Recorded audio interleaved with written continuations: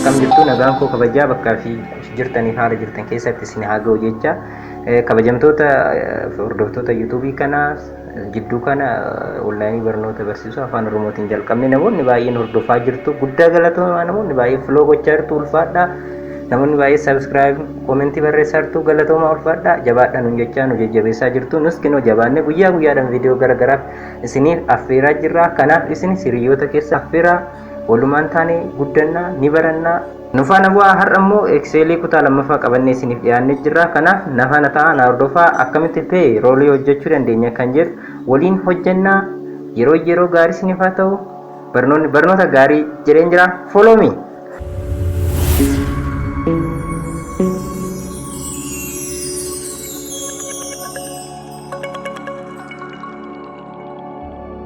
guyyaarraa ni ilaalla Excel akkamitti akka hojjennu salary akkamitti akka hojjennu allowance akkamitti akka hojjennu tax akkamitti akka hojjennu pension akkamitti akka hojjennu deduction net payment signature inni mallattoodha namoonni hojjettoota kutaa tokkoffaa keessatti kuni kutaa lammaffaadha kutaa tokkoffaa keessatti barattoota qabxii barattoota akkamitti akka hojjetamu ilaallee turre har'a immoo kutaa lammaffaa keessatti immoo mindaa hojjettoota akkamitti taaksiin biyya keenyaa akkamitti akka ba'u ilaalla asumaan taaskii jechanis oroon mindaa nyaattan ilaallachuu dandeessu akkamitti akka hojjetamu penshiniin akkamitti akka hojjetamu net faayin akkamitti akka hojjetamu ni ilaalla maaksiin akkamitti akka hojjetamu ni ilaalla nafaana bu'aa tokkoffaa irratti giloos saalarii jedha peeparii baaseen jira akkanatti parsantii 8 giloos saalarii keenya guddisi jedha parsantii 8 giloos saalarii asirratti giloos saalarii keenya hojjechuuf is equals to jenna is equals to erga jenne parsantii 8 guddisi sila jedhuuf parsantii 8 jechuun 8 irra 8/100 jechuudha kana jechuun immoo 8 irraa dhibbaachuun 0.08 ta'a kana jechuun kanarratti hintunna sana booda isarratti idaana waan ta'eef add increase godhi sila jedheef isarratti idaana waan ta'eef plus jennaan shift plus equal number gaafatonna plus inni dhufti asumarratti deebinee kilik jennaan then times jennaan shift plus 8 number gaafatonna mallattoon times itti nu dhufti sana booda erga isa goone baay'isu 0.8 jechuun 8% jechuudha 8% jechuun 8 irra dhibbaa jechuudha gaafa 8 dhibbaa hirru 0.08 dhufa 0.08 dhufa inter gaafa jennuun birriin 800 dabalee jira jechuudha parsantii 8 increase ta'ee jira akkanumatti qabne gadi harkisnaan gaafa gadi harkisnu kan kanaas 600 birriin 40 300 birrii 20 akkuma parsantii isaaniitiin parsantiin 8 mindaa isaaniitti irratti dabalee fi jira jechuudha allowance jedhama allowance immoo increase 200 bir for all members jedha namoota hundaafiyyuu qarshii 200 dabalaan is equals to jennaan asitti erga is equals to jenne salary irratti kilik goone plus jennaan plus 200 bir gaafa tunne enter jennu hundarratti hundabala kan kanaaf 1,200 dabale akkasumatti qabne gadi harkisnaa gadi buuna qarshii 200 dabalee jira fi jechuudha asirratti dabalee fi jira allowansiin hundaafu qarshii 200 dabalaa sila jedhee hundaafu dabalee jira jechuudha amma inni guddaan asirrattidha yeroo baay'ee kan namoonni hojjechuu dandeenye taaskii kan akka taaksii akka biyya keenyatti ilaalla taaksiin akka biyya keenyatti ani teebilii kanaan kaa'een jira tokkoffaa 0 hanga 6 hanga 600 humaa taaksii kafalan biyya keenyatti namoonni 600 gadi nyaatan 600 tokkorraa hanga 650 parsantii 10 kaffaluun parsantii 10 akkasumatti kunis akkasumatti dabaree isaanii akkamitti hojjetama akkamitti dhufuu danda'a akkamitti taaksiin ani kaffalu beekuun danda'a kan jedhu immoo mindaa nu nyaannu asirraa laallee kanaan kaalkuleet goone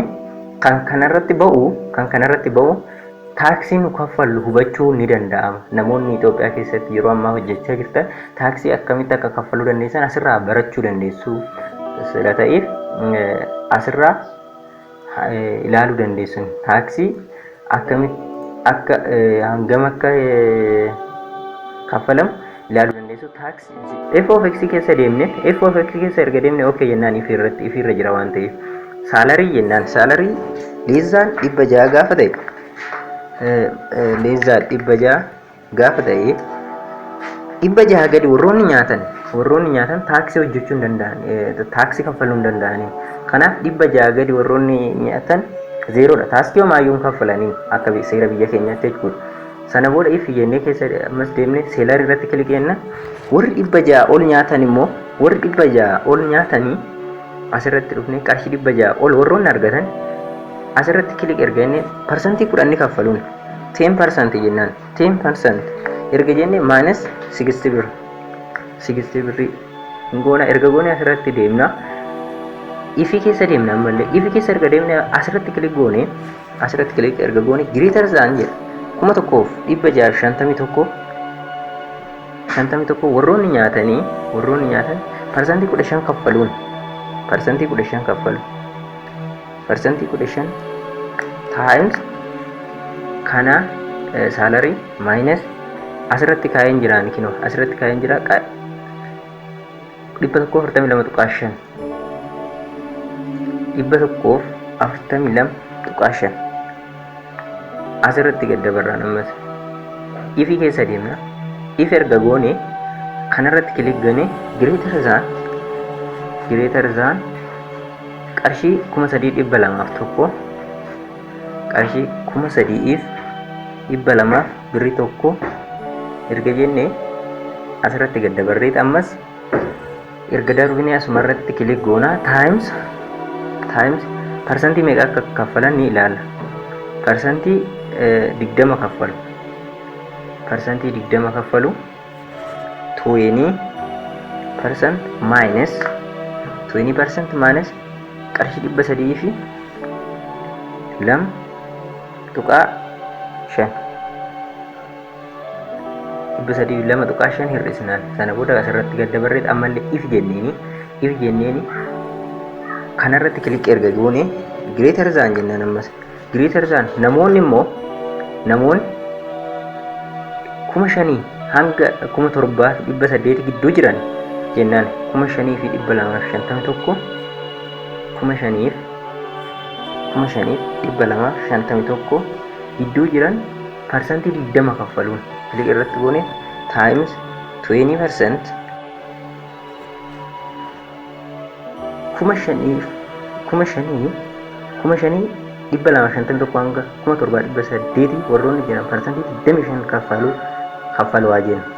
Isa kanaaf parsantii 25 greater than parsantii 20 asitti hojjenne amma 25 parsantii 25 erga jenne minus jennaan minus qarshii meeqan nu ajajeen qarshii 565 qarshii 565 jechuudha 565 erga akkana goone asirratti gadda barreetan malee ifii tunnaan ifii erga tunne saalari irratti kilik goona ammas greater than jennaan greater than warri 7,800 tokkorraa hanga 10,990 immoo parsantii hanganaa kaffaluun warri 7,800 birrii tokko asirratti erga kilik goone times parsantii 30 kaffalu minus 955 kaffalu asirratti ammas gadda barree erga gadda barree if jennaan ammas if erga ifi tunne kana tunna kan erga tunne greater than warroonni 10,000 birrii 90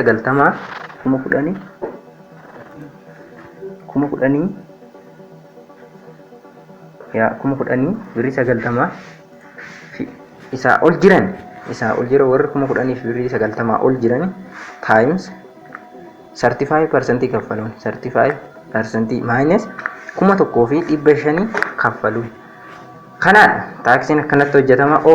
Okay kinoo dhufee jira inni kun 10,000 nyaata 940 muree taaskiidhaa kaffalaan akkanatti gadhufnaanii jechuudha akkanatti hojjetamaanii jechuudha taaksiin keenya amma tuni waan xiqqaa nyaattuuf birrii 60 kaffaltiin sababii isaa xiqqaa nyaattiin ishiin achi keessa so kanaaf akkasii amma immoo taaksii bifa sanaan erga hojjenne taaksii akka seera Itoophiyaatti hojjedhaa jedhee hojjennee jira. Amma immoo peeshentii hojjedhaa jedha. Peeshentii immoo penshinii immoo akkamitti hojjenna? Asirratti kilik goone ziqaalistuu jennaan. Erga ziqaalistuu jenne asirratti kilik goona. Erga achirratti kilik goone saalar irratti kilik erga goone parsantii meeqan jedha? Parsantii 10. Parsantii 10 ni hir'ataa jechuudha. Mindaa keenyarraa parsantii 10 ni kaffallaa jechuudha. Birri meeqa kaffallaan? Halaal times jennaan. Times 10 jechuuni 10 irra dhibbaa jechuudha. 10 over 100 division kan hin irraan erga hirree vaaliuun argannu 0.1dha.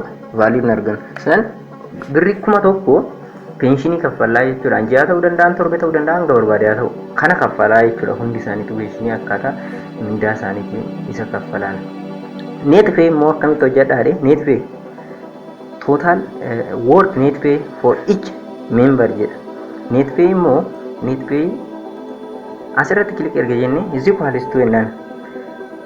Gross salary meeqa qabna? Baasiin nu baasne immoo taaksii fi penshiniin keenya meeqa jenne irraa hir'isna. Kana jechuun gross salary irratti kilik erga jenne plus hin jedhan minus erga minus hin jedheni open godhan mallattoo kana ergan open jedhe tax plus pension baasii baheedha. Amma taaksii fi penshiniin baasii bahee sila ta'eef isaan inni irraa hir'isan intar gaafan jedhu nu dhufa vaaliuun keenya.